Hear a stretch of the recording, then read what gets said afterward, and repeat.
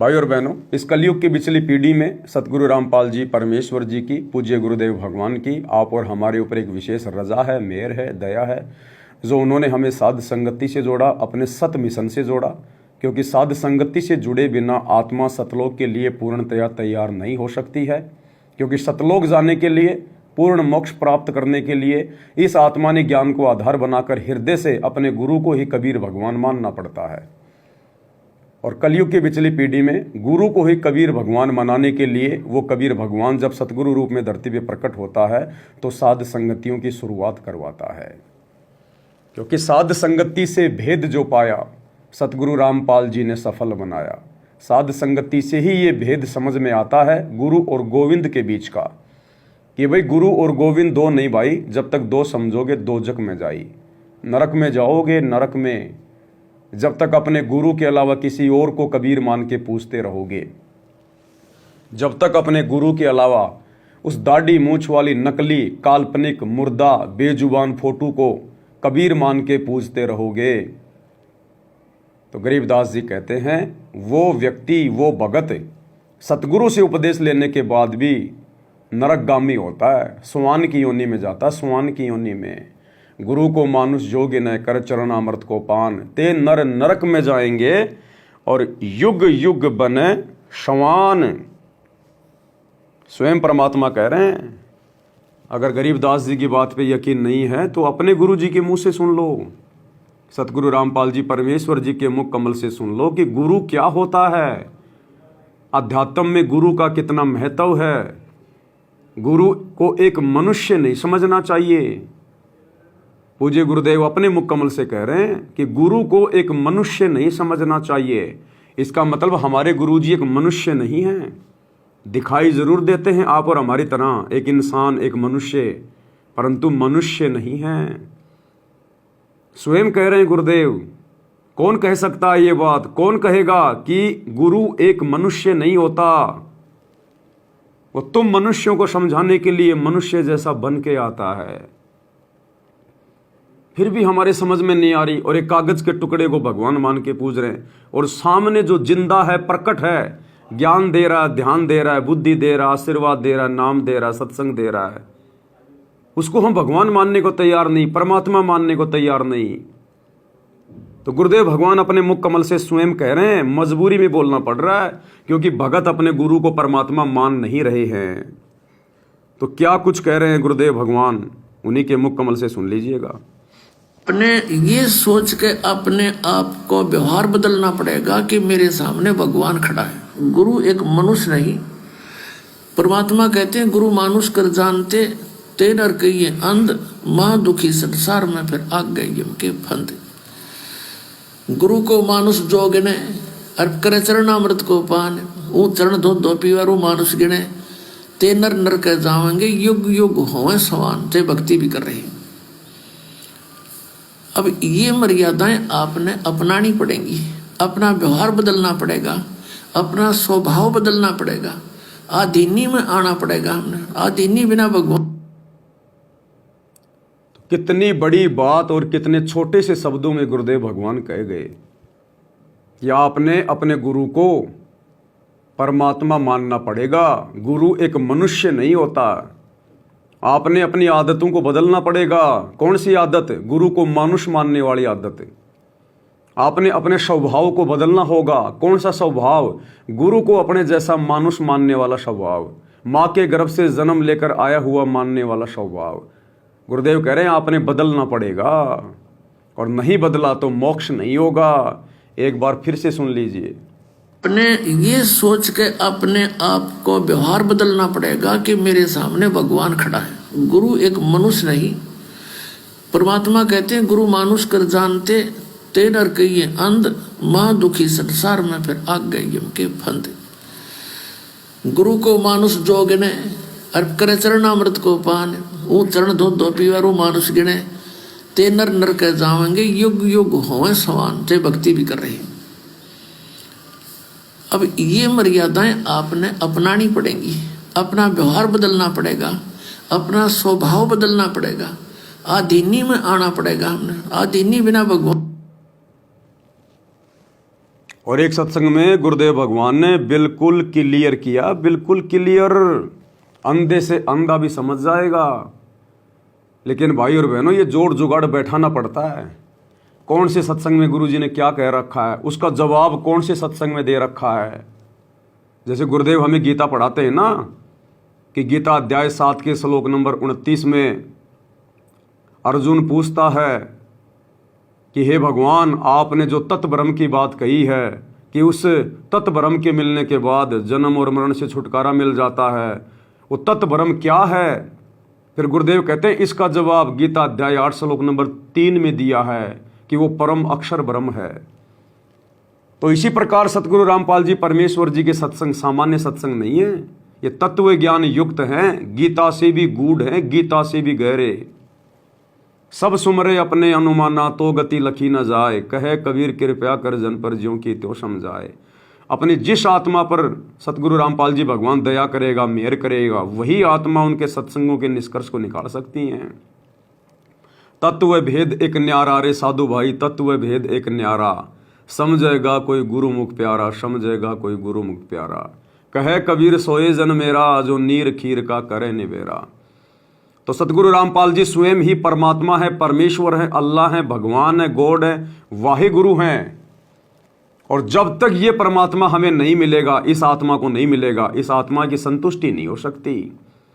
तो क्या कह रहे हैं गुरुदेव खुलकर कि जब तक इस आत्मा को परमात्मा नहीं मिलेगा, इसने चैन नहीं आवेगा। पहले ये सत्संग सुनिए, फिर बताएंगे वो परमात्मा मिला या नहीं मिला। क्या कह रहे हैं गुरुदेव। और ना ही उस परमात्मा के मिले बिना इस आत्मा के विषय विकार छूट सकते हैं। इस आत्मा के ऊपर इस काल ने जो काम क्रोध लोभ मोह अहंकार जो विषय विकार चिपका रखे हैं भयंकर तरीके से, ये विषय विकार भी उस परमात्मा के मिले बिना, उसकी भक्ति मिले बिना, ये विषय विकार भी नहीं छूट सकते। बड़े बड़े ऋषि महात्मा छिक छिक के मर गए, रो रो के मर गए कि भक्ति में विकार बाधक हैं, विकार कैसे छूटें। बड़े बड़े यज्ञ किए, बड़े बड़े तप किए, घोर साधनाएं की, परंतु उनके विकार नहीं मिटे। परमात्मा कहते हैं विकार मिटे मत जानियो, जूं भूबल में आग, और सतनाम के सुमरण बिना ये मिटे न मन का दाग। इतना आसान नहीं है, ये तो परमात्मा मिलेगा खुद आके स्वयं सतगुरु रूप में, उसके बाद इन विकारों के ऊपर काबू पाया जा सकता है। अन्यथा यहां के ब्रह्मा विष्णु महेश की बस की बात नहीं कि ये रजोगुण पे काबू पाले। ये तो खुद गुणों में लिप्त हैं। रजगुण ब्रह्मा, सतगुण विष्णु, तमोगुण शिव जी, ये कैसे अपने आप को गुणों से दूर कर सकते हैं। अरे मिर्च का गुण है जलन, अब मिर्ची कैसे अपने आप को उस गुण से दूर कर लेगी, कर ही नहीं सकती। तो मिर्ची खाने वाले का कैसे दूर होगा। लेकिन भैया वैज्ञानिक दूर कर सकता है। आजकल ऐसी ऐसी मिर्चियां बना दी जिनमें जलन होती नहीं है, चाहे आप कितनी मिर्ची खाओ, चाहे आप कितनी मिर्ची खाओ, आपको जलन होगी नहीं। वो गुण किसने चेंज किया, उस वैज्ञानिक ने। तो ठीक इसी प्रकार स्वयं वो परमात्मा धरती पे आएगा तो ब्रह्मा विष्णु महेश के इन तीनों गुणों के प्रभाव को कम करेगा, समाप्त करेगा, तब भगत भक्ति कर सकता है। इन तीनों गुणों की आग में जलता हुआ भगत कभी लाख जन्म भी भक्ति नहीं कर सकता। तो गुणों के प्रभाव से भी वो परमात्मा स्वयं आके अपनी भक्ति दे के, अपना आशीर्वाद दे के भगत को जो है वो बचाता है। और उसके बाद गुरुदेव कह रहे हैं कि जब तक वो परमात्मा नहीं मिलेगा इस आत्मा ने, इस आत्मा को चैन नहीं आवेगा। सुनिएगा। तो यहाँ सबके ऊपर, प्रत्येक प्राणी पे, चींटी से लेकर हाथी मानव, सबके ऊपर उनका प्रभाव है। तो उससे प्रभावित होकर सभी संतानों उत्पत्ति करते, ये विवश हो गए हैं। बस की बात नहीं, प्राणी कहते कितनी बात बनाओ। ऋषि महर्षियों की कथा सुनाते हैं आपको। ये बड़े बड़े इन्होंने खूब कोशिश की हम इस विकार से बचें, वासना रहित हो जाएं। एक श्रृंगी ऋषि था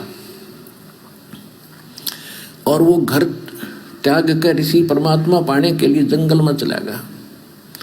अब इनको ज्ञान तो था नहीं विचारों को, लेकिन भगवान के लिए आत्मा भटक ही रही है। आप भी भटक रहे हो, कोई कहीं जा रहा था, कोई कहीं जा रहा था। यह आत्मा रुक नहीं सकती जब तक परमात्मा नहीं मिलेगा इसमें। यह आत्मा रुक नहीं सकती जब तक परमात्मा नहीं मिलेगा इसमें। यह आत्मा रुक नहीं सकती जब तक परमात्मा नहीं मिलेगा इसमें। ये आत्मा रुक नहीं सकती जब तक परमात्मा नहीं मिलेगा इसने। शब्दों पे ध्यान देना। ये आत्मा रुक नहीं सकती जब तक परमात्मा नहीं मिलेगा इसने। कैसे? कि उस समय तक इस आत्मा की संतुष्टि नहीं हो सकती भक्ति मार्ग पे। उस समय ये आत्मा भ्रमणा भटकना, मेलों में, पहाड़ों पे, मंदिरों में, मस्जिदों में, चर्चों में, तीर्थों पे, उस समय तक ये आत्मा भटकना बंद नहीं करेगी जब तक इसको परमात्मा नहीं मिल जाएगा। अन्यथा ये भगवान की चाहत में, परमात्मा की चाहत में भटकती ही रहेगी। तो आज वो भटकन किसने समाप्त की? आप और हमारी लाखों की सतगुरु रामपाल जी ने। क्या आज हम किसी भी मंदिर में, मस्जिद में, चर्च में, तीर्थों पे कावड़ लाके बद्रीनाथ, केदारनाथ, जगन्नाथ, गोवर्धन की फेरी, बरसाना, मथुरा, द्वारिका, अयोध्या, क्या आज हम कहीं भी जा रहे हैं, कहीं भी भटक रहे हैं भगवान के लिए कि वहां भगवान मिलेगा, वहां भगवान मिलेगा? नहीं भटक रहे ना। क्यों? क्योंकि अब उस आत्मा की वो प्यास बुझ चुकी है, क्योंकि आत्मा को परमात्मा मिल चुका है। इसीलिए तो हम नहीं भटक रहे। तो मिल गया तो कहां है भाई परमात्मा? अगर परमात्मा मिल गया तो कहां है? अगर आप सोचते हैं कि परमात्मा तो वो दाढ़ी मूंछ वाला नकली कबीर है, मुर्दा कबीर है, तो वो कहां मिला हमें? कहां है वो तो मिला ही नहीं हमारे को आके, कभी सामने आया नहीं, कभी बातचीत की नहीं, उसने हमें ज्ञान दिया ही नहीं, नाम दिया ही नहीं। तो आत्मा का भटकना कैसे मिट गया फिर? कहां है वो परमात्मा जो हमें मिल गया? गुरु के रूप में, सतगुरु के रूप में। सतगुरु रामपाल जी है वो परमात्मा जिनसे उपदेश लेने के बाद, जिनका ज्ञान समझ में आने के बाद अब इस आत्मा ने परमात्मा को खोजना छोड़ दिया। अब इस आत्मा रूपी हिरण ने कस्तूरी की खोज करनी छोड़ दी, क्योंकि हमें सतगुरु रूप में परमात्मा मिल गया, कबीर मिल गया। सतगुरु रामपाल जी स्वयं कबीर भगवान है। अन्यथा ये आत्मा परमात्मा बिना रुक नहीं सकती, रह नहीं सकती।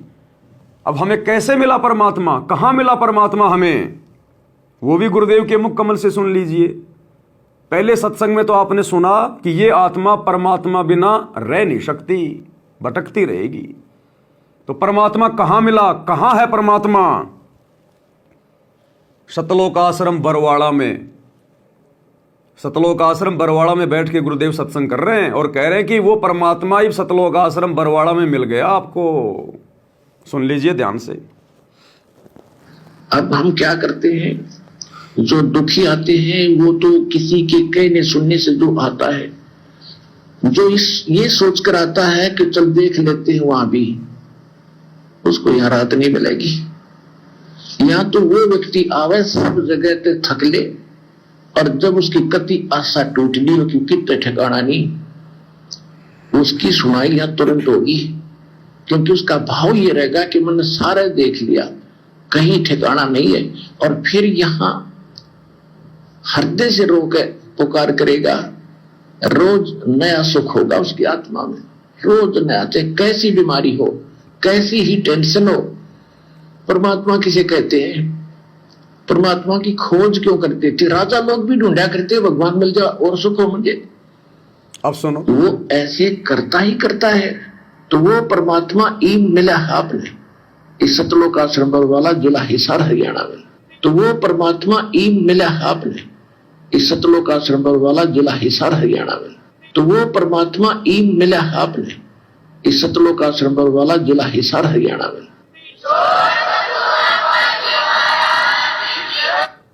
तो एक वीडियो में तो क्या कहा गुरुदेव ने कि जब तक वो परमात्मा नहीं मिलेगा ये आत्मा चैन से बैठ नहीं सकती। और अब क्या कह रहे हैं कि वो परमात्मा अब मिला है आपको सतलोक आश्रम बरवाड़ा जिला हिसार में। तो सतलोक आश्रम बरवाड़ा जिला हिसार में कौन बैठा भाई?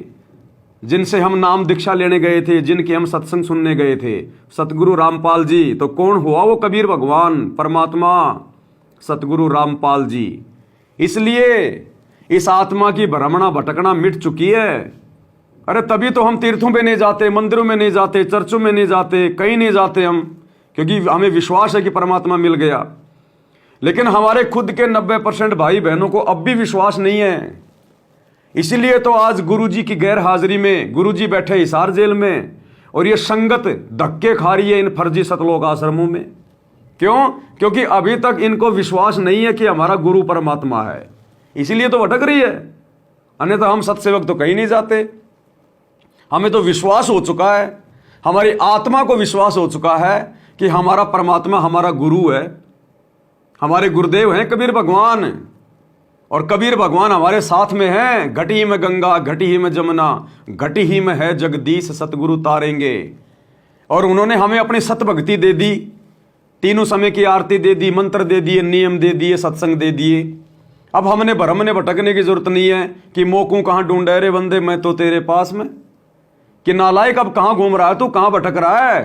तेरे को सब कुछ दे दिया, भक्ति का पूरा कोर्स दे दिया, अब बैठ के भक्ति क्यों ना कर? अब भी तू धक्के खाता क्यों फिर रहा है मेरी गैर हाजिरी में? अरे गुरु आश्रम में हो तो लाख बार जाओ, लाख बार। गुरु आश्रम में है ही नहीं और आप धक्के खा रहे हो आश्रमों में जाके, तो अभी तक आपकी आत्मा की भ्रमणा भटकना मिटी नहीं है। अभी आपको विश्वास नहीं है, अभी आपको परमात्मा मिला नहीं है, अभी गुरुदेव ने आपके ऊपर आशीर्वाद बनाया नहीं है, क्योंकि आपको विश्वास नहीं है। और जिसको विश्वास नहीं होगा वो यूं ही भटकता रहेगा पूरी जिंदगी। कहे कबीर सुनो भाई साधो, मैं तो हूं विश्वास में।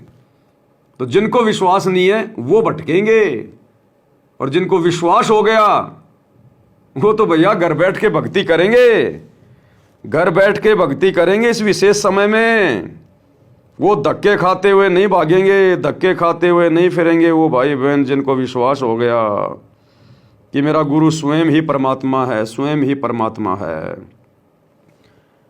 और एक सत्संग में देखो गुरुदेव ने बिल्कुल क्लियर कर दिया कि गुरु की गैर हाजिरी में और जो आश्रमों में भटकते हैं उनको क्या मिलेगा। एक राधा स्वामी वालों के ऊपर सत्संग करते हुए गुरुदेव ने बीच में बरवाड़ा आश्रम का जिक्र किया कि जिस प्रकार ये राधा स्वामी वाले कहते भाई सतलोक में चलो, सतलोक में चलो, और कोई कहे कि भाई वहां परमात्मा है क्या?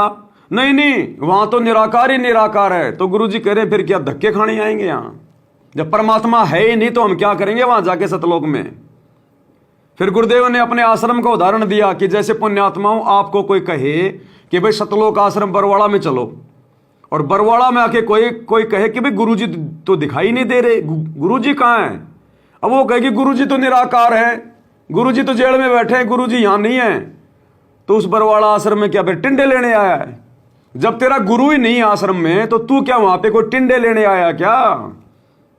तो क्या संकेत किया गुरुदेव ने कि गुरु की गैर हाजिरी में आश्रमों में जाना अपने पैर तोड़ना है, अपने घुटने तोड़ना है, मिलेगा कुछ नहीं। तो गुरुदेव भगवान का यह सत्संग सुन लो एक बार। अब कोई कहे कि उस आश्रम में चलो बरवाला में, और फिर कोई कहे गुरुजी तो है नहीं वहां पर, निराकार ही निराकार है, फिर टिंडे लेना होगा यहाँ आदमी क्या करेगा? ऐसा मूर्ख बना रखा हमारे को। परमात्मा के लिए तड़प रही है, उसके दर्शन करेंगे, अपना दुखड़ा रोवाएंगे, सीने से लगाएंगे, और लोग कहते वहां है ही नहीं। फिर रुचि भी बनी हुई है इनकी वहां जाने की, हद पाट जी कती कितने श्रद्धालु है। काल ने वर्तमान में ऐसे संगत को गुमराह किया हुआ है। अरे गुरुदेव कहते हैं आश्रम में क्यों आते हैं भगत कि भाई गुरुजी मिलेंगे, गुरुजी से बातें करेंगे, गुरुजी का आशीर्वाद लेंगे, साक्षात गुरुदेव के दर्शन करेंगे, गुरुजी हमें अपने मुख कमल से साक्षात सत्संग सुनाएंगे, इसलिए आते हैं। और आश्रम में गया और गुरुजी है ही नहीं कि गुरुजी तो निराकार हैं। निराकार ही हैं, जब आश्रम में नहीं है तो निराकार ही हैं। तो गुरुजी कह रहे फिर क्या टिंडे लेने आएगा तू यहां? कितना मूर्ख बना रखा है इन आत्माओं को। तो इन फर्जी सतलोक आश्रमों में ये जो भोली भाली संगत जा रही है बेचारी, अब गुरुजी तो बैठे हिसार जेल में, अब आश्रमों में तो निराकार है, निराकार कुछ नहीं है। हाँ, लड्डू जलेबी बर्फी खाने जा रहे हो तो बात अलग है, टाइम पास के लिए जा रहे हो, पिकनिक मनाने जा रहे हो, अपने बच्चों की रमेणियों की बात करने जा रहे हो तो बात अलग है। बाकी कोई ये कहे कि मैं तो भक्ति के लिए जा रहा हूं सतलोक आश्रमों में, तो वो दुनिया का सबसे बड़ा गधा है, सबसे बड़ा गधा, जो वर्तमान में ये कहता है अपने गुरु की गैर हाजिरी में कि मैं सतलोक आश्रमों में भक्ति के लिए जा रहा हूं। उससे बड़ा कोई बुद्धू संसार में दूसरा नहीं है। तो भाई और बहनों, अब हमने थोड़ी सी बुद्धि का इस्तेमाल करना पड़ेगा। 4 युग बीत गए हैं, इस काल ने हमारे को इसी प्रकार से मूर्ख बनाया है। अब हमें सच्चा सतगुरु मिल गया, परमात्मा मिल गया, सच्चा ज्ञान मिल गया। अब भी अगर हम इसी प्रकार कस्तूरी वाले हिरण की तरह भटकते रहेंगे तो भाई और बहनों फिर ये परमात्मा इससे ज़्यादा अब हमारी खोपड़ी फाड़ के ऑपरेशन करके उसमें ज्ञान नहीं डालेगा। जो देना था परमात्मा ने सबको दे दिया, सार्वजनिक तौर पे दे दिया। अब इससे ज़्यादा कुछ नहीं है भाई। इंसान बनाया है, हम गधे नहीं है, जानवर नहीं है जो परमात्मा लठ मार मार के समझाएगा। अरे हमने तो सतगुरु के संकेतों को समझ लेना चाहिए। संकेत तो गए वाड़ में, यहां गुरुजी अपने मुख से कह रहे हैं तो नहीं समझ पा रहे वक्त, तो कैसे सतलोक जाओगे। इसलिए दास कहता है कि सभी लोग अधिकारी नहीं है। परमात्मा केवल हीरे मोती लाल के लिए आते, सब के लिए नहीं आते। नाम तो पूरा संसार लेगा तो क्या पूरा संसार जाएगा सतलोक? जाएगा वही जो अधिकारी होगा, जो ज्ञान को आधार बनाएगा। इस भक्ति का आधार ज्ञान है। वर्तमान में कलयुग की पिछली पीढ़ी में जिसने ज्ञान को आधार नहीं बनाया वो डूबेगा। कोऑर्डिनेटरों को आधार बना लिया, गुरुजी के बेटा बेटी को आधार बना लिया, गुरुजी के भाई को आधार बना लिया, एक दूसरे भक्तों को आधार बना लिया। अधर्म धार में रहोगे, अधर्म धार में। भेड़ की पूंछ पकड़ के कोई भी समुद्र पार नहीं कर पाया आज तक। तो अपने गुरुजी पे आधारित रहो, गुरुजी के सत्संगों को आधार बनाओ, तब जाके बात बनेगी। ऐसे परमात्मा नहीं मिलने वाला। तो भाई और बहनों, पूज्य गुरुदेव जी के मुख कमल से जो विशेष संदेश वर्तमान में हिसार जेल से आ रहे थे, जो फिलहाल बंद हो चुके हैं, क्योंकि विशेष संदेश नंबर 76 लास्ट विशेष संदेश था।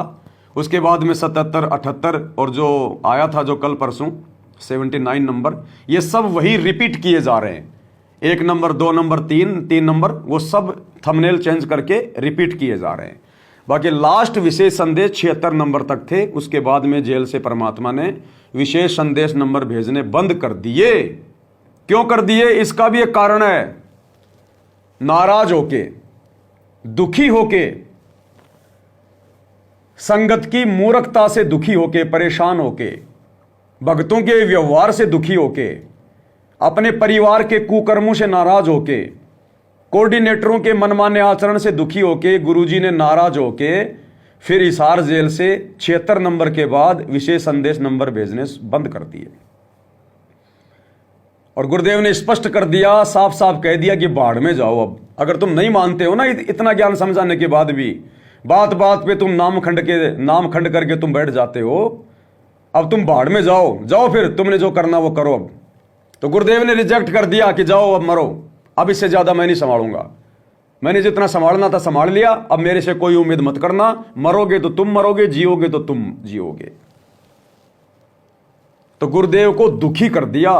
इसलिए गुरुदेव ने लास्ट संदेश में ये बातें बोलनी पड़ी और उसके बाद सत्संग ही भेजने बंद कर दिए हिसार जेल से। इसलिए दास कह रहा पिछले 2 साल से कि जब से गुरुदेव ने संदेश भेजने बंद किए हैं 2 साल पहले से, उसके बाद काल गुरुजी के परिवार के सिर पे बैठ गया, क्योंकि गुरुजी ने फ्री छोड़ दिया। पहले तो थोड़ा बहुत गुरुजी संभाल रहे थे, लेकिन उसके बाद गुरुजी ने बिल्कुल फ्री छोड़ दिया इनको कि बाढ़ में जाओ, मरो, डूबो। तुम मेरी बात ही नहीं मानते तो फिर मैं क्या करूं।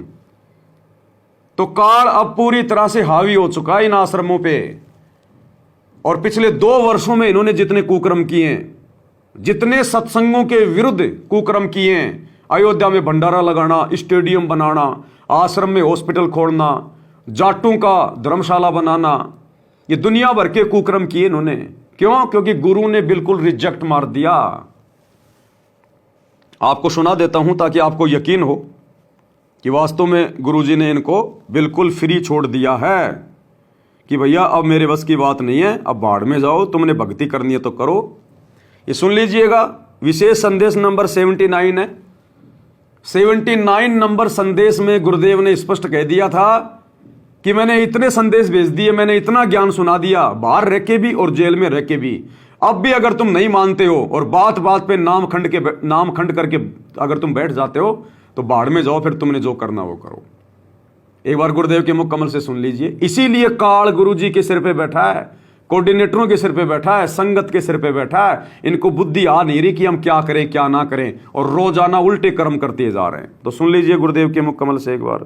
सर न पड़े को गुरु संभाले, जान के बालक बोला रे। गुरु का रोल इतना गजब का है इसके अंदर। और कहे कबीर तुम संचित रखो क्यों सोई बजोड़ा। अनजान बालक पारने में लेटा लेटा टट्टी पेशाब कर लेता है, सारे कपड़े भी हाथ भी पैर भी खराब कर लेता है। लेकिन माँ, एक गुरु माँ है, उसको पता है बालक सिर्फ गलती होगी, साड़ा होकर ना करे गलतियां। उसने धोएगी, नहावेगी, कपड़े धोएगी, दूध पियावेगी, लाड करेगी, उसने भूखना थोड़ा लगे। ऐसे ही तुमने कितने पाप कर लिए, कितनी गलती होगी पता है, काल ने करा रखी। तो सत्संग रूपी जल से आपको मान दोगे, साफ पिया जाता है। और बड्डा होकर कोई बकवाद करे, फिर टट्टी कपड़ा भरेगा, धोते लग गया करे। अब सुनो, वो क्या कल है। अब इतना ज्ञान समझ गया, तुम रोज नाम खंडित करके रखो, तुम भक्ति नहीं चाहते, बकवाद करो, कर लो, फिर अपनी जाओ, जाने की जरूरत नहीं है। वो क्या कल है। अब इतना ज्ञान समझ गया, तुम रोज नाम खंडित करके रखो, तुम भक्ति नहीं चाहते, बकवाद करो, कर लो, फिर अपनी जाओ, जाने की जरूरत नहीं है। रिजेक्ट। वो क्या कल है। अब इतना ज्ञान समझ गया, तुम रोज नाम खंडित करके रखो, तुम भक्ति नहीं चाहते, बकवाद करो, कर लो, फिर अपनी जाओ, जाने की जरूरत नहीं है। इतना समझा दिया, ये असंग जन्म हो गए, तुमने ये गंदे कर्म करता ना। अब भी वही भावना बनी रही, तो फिर के खाक सत्संग सुंदर क्या भक्ति करोगे। क्या भी डर नहीं बना तुम्हारे को, इतना भय हो जाना चाहिए। फूक फूक कदम रखो, जैसे माता गर्भ को रखे ना, और ठेस लगे थे नाश हो जा, क्षण हो जा, ऐसे भक्ति न साफ। तो भाई और बहनों, सतगुरु रामपाल जी भगवान ने हिसार जेल में बैठकर अपने परिवार को, कोऑर्डिनेटरों को और लाखों की संगत को रिजेक्ट कर दिया था 2 साल पहले ही। इतना ज्ञान सुनकर तुम रोजाना नाम खंड करके बैठ जाते हो। तुमने भक्ति नहीं करनी, बकवाद करनी है, अब जाओ तुम कर लो बकवाद, ये आने की जरूरत नहीं है। जिन बातन से गुरु दुख पावे, उन बातों को दूर भगावे। अरे इसी प्रकार तो हमने सतलोक में अपने गुरु जी को दुखी किया था, और इसी कारण से दुखी होकर बार बार हमें समझाते थे, आकाशवाणी करते थे, बच्चों इस काल की तरफ मत देखो, मत देखो, इसको अपने कर्म फोड़ने दो। हम नहीं माने, अंत में गुरुजी ने रिजेक्ट कर दिया। और अब 20 साल से तो गुरुजी ने बाहर रह के ज्ञान समझाया, कम नहीं होती 20 साल। और हिसार जेल में पिछले 10 साल से गुरुजी तरह तरह के संदेशे दे रहे हैं। और अब लास्ट में आकर गुरुजी ने जब देखा कि ये नहीं मान रहे, वो तो अंतर्यामी है, सब देख रहा है, सब जानता है क्या क्या कुकर्म कर रहे हैं, तो लास्ट में गुरुदेव ने बिल्कुल क्लियर कर दिया कि बाढ़ में जाओ, अब इतना ज्ञान समझा दिया, फिर भी तुम नहीं मान रहे, रोजाना नाम खंड करके तुम बैठ जाते हो, इतनी बकवाद कर रहे हो तुम, तो जाओ फिर बकवाद ही करो, जाओ, ये आने की कोई जरूरत नहीं है। रिजेक्ट। इसलिए दास कह रहा है कि सतलोक आश्रम मैनेजमेंट हरियाणा के सिर पे काल बैठ गया, और इनसे जितने भी कुकर्म जो करवाए जा रहे हैं, ये काल करवा रहा है इनके सिर पे बैठ के। इनको नहीं पता हम क्या कर रहे हैं। पागल आदमी जब लैट्रिन खाता है तो उसको नहीं पता चलता कि मैं लैट्रिन खा रहा हूं या मैं फिर ये रसगुल्ला खा रहा हूं। को समझाएगा तो भी नहीं समझेगा। तो भैया काल ने सतगुरु के परिवार को पागल कर दिया। इन पागलों की कुसंगति छोड़ो, इन काल एजेंटों की कुसंगति छोड़ो। ये सतलोक आश्रम काल का कैद खाना है, काल का कैद खाना। जितनी जल्दी हो सके उधर से निकल लो। सात संगति के वीडियो देखकर सात संगति से जुड़ जाओ। अरे अपने गुरुजी के मुख कमल से सारी बातें सुनने के बाद भी तुम्हारे समझ में नहीं आ रही, इसका मतलब तुम भक्ति योग्य नहीं हो। तुम्हारा इस जन्म में, तुम्हारा सतलोक में निवास नहीं है, और इस जन्म में नहीं तो गई बात, बिगड़ गई बात, गई भैंस पानी में। इसलिए दास बारंबार कहता है कि 2022 की जो परीक्षा थी वो लास्ट परीक्षा थी। हमने कितना प्रयास किया आत्माओं को रोकने का। दास पहले से ही बोल रहा था, जेल जाने से पहले से, कि भैया हो सकता है दास को जेल भी जाना पड़ सकता है, और यह काल का षड्यंत्र होगा तुम आत्माओं को ठगने का। गलती मत कर देना, आश्रमों की तरफ मत चले जाना। भले साध संगति से हटके अपने घर पे बैठ के भक्ति कर लेना, लेकिन सतलोक आश्रमों में मत जाना, नहीं तो सूखे मारे जाओगे। दास ने बहुत समझाया, बहुत समझाया, लेकिन आत्माओं को तो चाव चढ़ा हुआ था, मामा के जाऊंगा, मामा के जाऊंगा, सतलोक आश्रम में जाऊंगा। अरे मामा के तो कितने दिन जाएगा, ज्यादा से ज्यादा 2 दिन रह लेगा। शादी को 1 महीने थोड़ी चलेगी, तो 2 दिन मामा के जाके आ गए तुम, अपनी मर्यादा खंडित करके आ गए।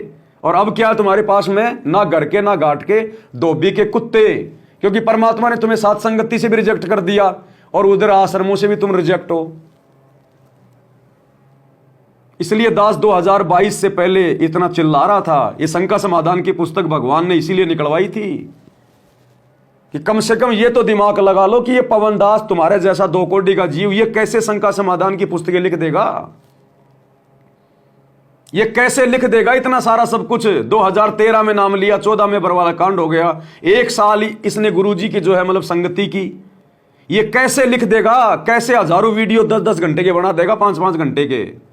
अगर सतगुरु का आशीर्वाद नहीं है तो कैसे ये हजारों आत्माएं ज्ञान को आधार बना के साथ संगति से जुड़ी है। ये पागल है क्या? अगर पागलों की भीड़ देखनी है तो आश्रमों में जाके देखो, लाखों की भीड़ मिलेगी, कोई ज्ञान आधार नहीं है, ज्ञान आधार से कोई नहीं जुड़ा। लेकिन लोग समझ नहीं पाए क्योंकि काल प्रेरणा तो परमात्मा ने तो छटनी करनी थी, जो गंदगी थी सात संगति में परमात्मा ने किसी भी बहाने उसको निकालना था कि ये सात संगति के योग्य नहीं है, तो परमात्मा ने निकाल दी उस गंदगी को। अब निकाल के दिखाओ ना किसी को, अरे अब निकाल के दिखाओ, पहले से कहीं ज्यादा आत्माएं सात संगति में, पहले से कहीं ज्यादा। अब निकाल के दिखाओ इन आत्माओं को, एक भी टस से मस नहीं होने वाला, एक भी। अब निकाल के दिखाओ। अब अगर ये पवन दास भी सात संगतियां छोड़ दे और ये पवन दास भी अगर ये कह दे कि भैया मैं गलत हूं, सात संगति ये गलत है, मैं काल प्रेरित था, मुझे माफ करो, सभी भाई बहन जाके आश्रमों से नाम दीक्षा ले लो। अगर ये पवन दास अब भी ये बातें बोल दे और मैं कह दूं भैया आज के बाद मैं सात संगति नहीं कर रहा, तुमने जो करना तुम करो, मैं तो भैया सात संगति छोड़ के अपने घर पे बैठा हूं, इस पवन दास की बात भी कोई नहीं मानने वाला, कोई भी, कि पवन दास हम तेरे को देख के सात संगति से नहीं जुड़े। तू क्या है जो हम तेरे को देख के जुड़ेंगे? हम तो गुरुजी के ज्ञान को देख के जुड़े जो तूने बताया है। तो तू नहीं बताएगा तो कोई और बताएगा, और अब किसी और की भी जरूरत नहीं, परमात्मा ने हम सबको तैयार कर दिया, अपनी जरूरत ही नहीं है तेरी। तू हमारे जैसा हमारा गुरु भाई है, तेरी तो सेवा थी, तूने अपनी सेवा की, हमारे ऊपर कोई एहसान थोड़ी किया तूने बता के वीडियो बना के। तो अब अगर ये पवन दास भी घर पे बैठ जाएगा ना सात संगति छोड़ के और ये कहेगा कि सात संगतियां गलत है, सात संगतियां गलत है, एक भी इस बात के ऊपर विश्वास नहीं करने वाला, क्योंकि परमात्मा ने आत्मा से उनको विश्वास दिला दिया कि सच्चाई कहां है, सत्यता क्या है। इसलिए आत्माएं सतलोक जाएंगी इतनी दृढ़ होके। अब नहीं हटने वाले सात संगति से। अब दिखाओ जरा हटा के कोई, अरे अब दिखाओ हटा के, पवन दास को गुरुद्रोही बता के ऑडियो वीडियो निकाल के निकालो, रोज आ रहे हैं, कोई नहीं हट रहा। अब जो कचरा था वो निकल चुका है, अब प्योर आत्मा है, प्योर आत्मा जो अपने आगे की तैयारी में लगी हुई है। क्योंकि हम सात संगत वाले, हम सत्सेवक किसी को देख के नहीं चलते, हम देखा देखी के टट्टू नहीं है, हम ज्ञान आधारी आत्मा है, अपने गुरु जी को देख के चलते हैं, गुरु के ज्ञान को देख के चलते हैं। और गुरु का ज्ञान अगर किसी गधे से भी अगर समझने को मिल जाए तो वो गधा हमें प्यारा है, वो गधा हमें बहुत प्यारा है, जो हमें सही मार्गदर्शन दे, जो हमें गुरु जी के ज्ञान आधार से चलाए। इसलिए भैया ये सात संगतियां सतगुरु का यथार्थ 13वां कबीर पंथ हैं। ये आने वाले समय में फिर ये बातें समझ में आएंगी जब तुम्हारा सब कुछ लुट पिट चुका होगा। तो कहने का मतलब है गुरुदेव ने अपने परिवार को रिजेक्ट मार दिया, रिजेक्ट। थोड़ा फिर से सुन लो एक बार हल्का सा लास्ट का। कोई बकवाद करे फिर टट्टी कपड़ा भरे जूते लग गया करे, वो क्या कल है। अब इतना ज्ञान समझ गया, तुम रोज नाम खंडित करके रखो, तुम भक्ति नहीं चाहते, बकवाद करो, कर लो, फिर जाओ, जाने की जरूरत नहीं है। वो क्या कल है। अब इतना ज्ञान समझ गया, तुम रोज नाम खंडित करके रखो, तुम भक्ति नहीं चाहते, बकवाद करो, कर लो, फिर जाओ, जाने की जरूरत नहीं है। वो क्या कल है। अब इतना ज्ञान समझ गया, तुम रोज नाम खंडित करके रखो, तुम भक्ति नहीं चाहते, बकवाद करो, कर लो, फिर जाओ, जाने की जरूरत नहीं है। इतना समझा दिया, ये असंग जन्म हो गए, तुमने ये गंदे कर्म करते आना। अब विवाह भावना बनी रही तो फिर के खाग सत्संग सुंदर क्या भक्ति करोगे? क्या भी डर नहीं बना तुम्हारे को? इतना भय हो जाना चाहिए। फूक फूक के कदम रखो, जैसे माता गर्भ को रखे तो ना और ठेस लगे थे नाश हो जा, छन हो जा, ऐसे भक्ति न साफ। इसलिए दास कहता है कि गुरु जी का परिवार गुरु जी की तरफ से रिजेक्टेड है, रिजेक्टेड माल को ये संगत हीरे मोती लाल समझ के लूटने में लगी हुई है। कुछ नहीं मिलेगा अंत में धोखे के अलावा। भाई जो गुरु वचन पे डट गए, कट गए फंद 84 के, कट गए फंद 84 के, कट गए फंद 84 के।